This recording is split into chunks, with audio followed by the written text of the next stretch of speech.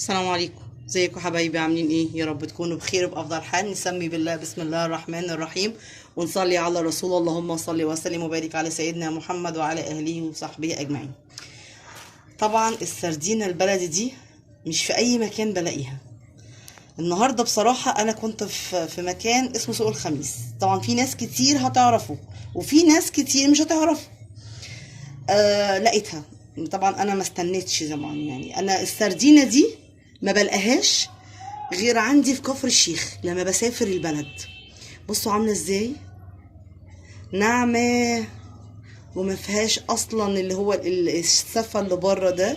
ما شاء الله جميله قوي قوي. بصوا عامله ازاي. كنت زمان بنشتريها من كفر الشيخ، يعني زي سردينه كده صغيره متخلله جاهزه.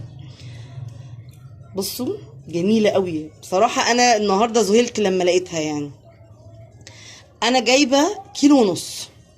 هي ما شاء الله كانت يعني ب50 جنيه، وانا خدت حوالي كيلو ونص من عند الراجل. وقلت له كمان لو هتجيب الخميس الجاي اجيلك. يعني انا بحبها جدا جدا جدا. دي يا دوبك بتتشال الراس والديل وتشيل الشوكه كده اللي في النص، وجميله جدا. وساعات بيبقى قلبها نظيف كده ومليان بطاريخ يعني بيضه. طيب انا هعمل ايه او عملت فيها ايه؟ انا اول ما جبتها حطيتها في المصفى دي وغسلتها غسله كويسه قوي. قعدت اجيب من فوق وتحت كده، وبعد كده رشيت عليها ملح خفيف وغطيتها بطبق وسبتها حوالي 3 ساعات. بصوا عملت ايه، مع اني انا غسلتها. دي نزلت كده ميتها واتصفت وبقت قدامي نظيفه. طب انا عايزه اخللها، يلا بينا. انا عندي علبه طحينه صغيره حطيت فيها 3 اكياس حلوين كده، هرشرش فيهم ملح. انا بصراحه ما بحبهاش تبقى حادقه. انتوا طبعا حضرتوني في البسارية، انا ما شاء الله البسارية خلصت يعني ما شاء الله يعني. انا هجيب كده شوية راق. ليه غسلتها؟ لاني انا هفضل سايباها في نفس العلبة بتاعتها دي لما تستوي، واطلع منها وحطها في التلاجة زي ما هي. هطلع لو حسيت ان هي حادقة شوية هحطها في شوية مية. الدقة دي كانت دقة شوية ملح على شوية شطة، وكنت مخلله بيها البسارية. لما اتبقت عندي حطيتها في التلاجة. هفضل اعمل كده راق واحط ملح، راق واحط ملح وشطة. احنا الحر اللي احنا فيه ده ممكن افتح عليها مثلا 5 يوم او 6 يوم ما بتقعدش. والله في البلد كنا بنعملها لما بكون في كفر الشيخ، وبنفتح عليها بعد 3 ايام. انا اصلا بصراحه ما صدقت لقيتها والله العظيم. يعني انا بحبها جدا يعني. لو كان الراجل عنده تاني كنت جبت يعني، بس هو بصراحه كان عنده اخر شويه يعني، خدت انا وصاحبتي يعني. زي ما شايفين كده راق، وارش ملح وشطه، راق وملح وشطه. طب انا اخر راق اهو خلاص. هعمل بعد كده ايه؟ انا بصراحه ما بخليلهاش، ما بحطش عليها زيت.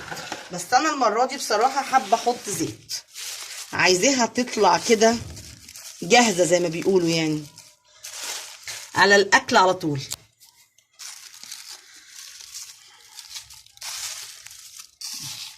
دي هتتحط في حته في مطبخ، حاجه كده مستخبيه يعني.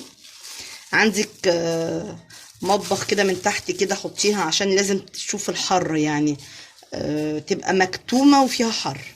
انا مش هحط تاني كده كفايه. هحط بقى الزيت زي ما اتفقت معاكم. بسم الله الرحمن الرحيم. اللهم صل وسلم وبارك على سيدنا محمد وعلى اله وصحبه اجمعين. الزيت زي ما انت عايزه قد ايه، مثلا على 2.5 حوالي كوبايه. طيب انا كده خلاص خللتها تعتبر.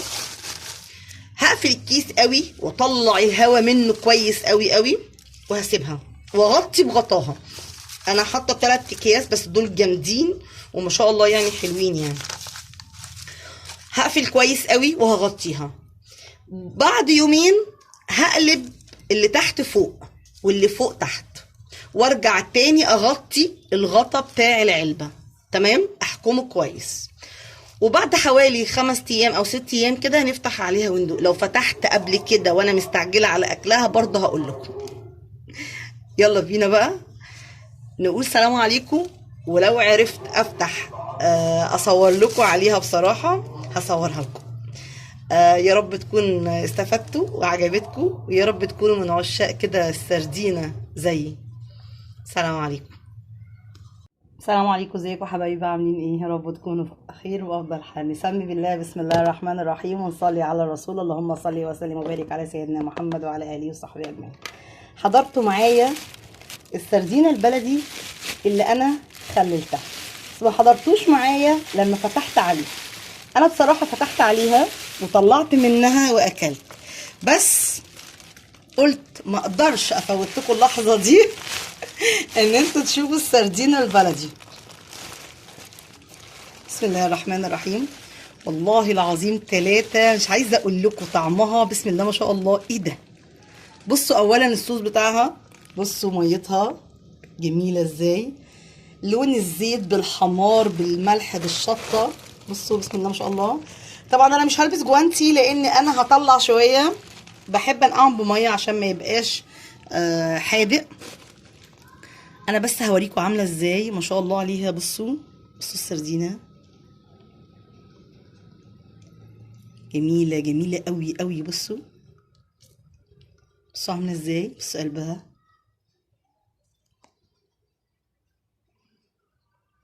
طعمها جميل والله، حلوه قوي قوي. عشان اتعودت ادوق معاكم. نطلع شويه. بسم الله الرحمن الرحيم. هي حدقها حلو، بس انا بصراحه عشان بحب اكل منها كتير فبحب ان انا اقعها شويه بشويه ميه. على فكره انتوا المفروض ان هي بتتاكل كده على طول اهي. بصوا اهو زي ما هي كده. والله العظيم طعمها جميل جدا جدا جدا، مش حادقه خالص. انا ما كترتش الملح بتاعها اصلا. بصوا جميله قوي قوي. هي بصراحه المفروض بيتشال منها كده تتاكل. بصوا بصوا قلبها، ده البطروخ. بصوا مليانه بطروخ ازاي اهو، ده بطروخها ونضيفه خالص وقلبها نضيف. والله لو لقيت تاني لاجيب منها.